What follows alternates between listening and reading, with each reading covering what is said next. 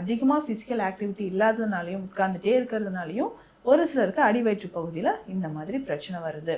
Stress, depression அதிகமாகக்கூடிய காலமாகவும் இது இருக்குது. அப்போது உடலில் இந்த கார்டிசால் ஹார்மோன் லெவல் இன்க்ரீஸ் ஆகிடுது.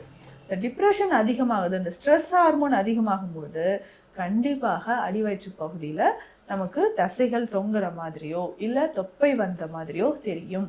இந்த ஒரு பிரச்சனையை நம்ம எப்படிங்க சமாளிக்கலாம்? 5 முக்கியமான விஷயங்கள் நான் சொல்கிறேன். ரொம்ப சிம்பிளான விஷயம். இந்த 5 விஷயங்களை தொடர்ந்து நீங்கள் ஃபாலோ பண்ணுங்கள். ஒரு மாதத்திலிருந்து கண்டிப்பாக 2 மாதம் ஃபாலோ பண்ணும்போதே உங்களுக்கு நல்ல ஒரு டிஃப்ரென்ஸ் தெரியுங்க. என்னதான் நமக்கு தொப்பைக்கு இந்தந்த விஷயம்லாம் நான் ஃபாலோ பண்ணுறேன், இந்தந்த ட்ரீட்மெண்ட் எடுக்கிறேன், இந்த மெடிசன் எடுக்கிறேன் அப்படின்னாலும் இந்த ஹார்மோன் இம்பேலன்ஸை நம்ம சரி பண்ணணும். நீங்கள் நல்லா கவனித்து பார்த்தீங்கன்னா தெரியும், அபோவ் 50 இயர்ஸ் 50 வயதை கடந்த பெண்கள் நிறைய பேருக்கு மூட்டுக்கள் சம்மந்தப்பட்ட வலி இருக்கும், நீ ஜாயிண்டில் அதிகமான வலி இருக்கிறது, நமக்கு கால்சியம் லெவல் குறைபாடு ஏற்படுறது. இதுக்கு எல்லாமே காரணம் நம்ம ஈஸ்ட்ரோஜன் லெவல் குறையிறது தான். அப்போது நம்ம கால்சியம் டிஃபிஷியன்சி இருக்கான்னு செக் பண்ணிவிட்டு அதற்கேற்ற வழிமுறைகளை எடுத்துக்கணும். 5 முக்கியமான விஷயங்கள் அப்படின்னு சொன்னீங்கன்னா டாக்டர், ஃபஸ்ட்டு என்ன அப்படின்னா பைனாப்பிள். இந்த அன்னாச்சி பழம் அப்படின்னு சொல்கிற விஷயம் சாதாரண ஒரு விஷயமே கிடையாதுங்க. உடலில் எந்த மூளை முடுக்கில் உங்களுக்கு கொழுப்பு ஒளிஞ்சிட்டு இருந்தாலும் அதை கரைச்சி வெளியேற்றிடும்.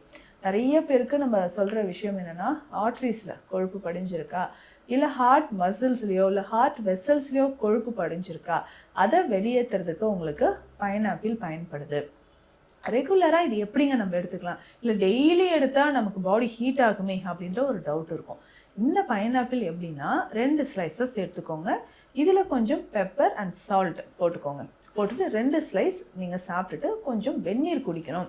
இதை ரெகுலராக எப்படிங்க சாப்பிட்லான்னா, வீக்லி 3 டேஸ் நீங்கள் எடுத்துக்கோங்க. மார்னிங் பிரேக்ஃபாஸ்ட் முடிச்சுட்டு இதை எடுத்துக்கலாம். அப்படி இல்லைன்னா இந்த பைனாப்பிள் அப்படின்னு சொல்கிற இந்த அன்னாச்சி பழத்தை ஒரு 5-6 ஸ்லைஸ் எடுத்து 1 லிட்டர் தண்ணீரில் போட்டு நல்லா பாயில் பண்ணிக்கோங்க.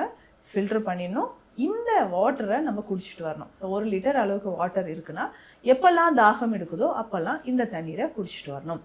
இது உங்களுடைய அடிவயிற்று பகுதி அந்த தேவையில்லாத கொழுப்புகளை கரைச்சி வெளியேற்றும். ஸ்டார்டிங்கே இதெல்லாம் நீங்கள் ஸ்டார்ட் பண்ணிட்டீங்கன்னா சீக்கிரம் நமக்கு அந்த பெல்லி ஃபேட் குறைஞ்சிரும்.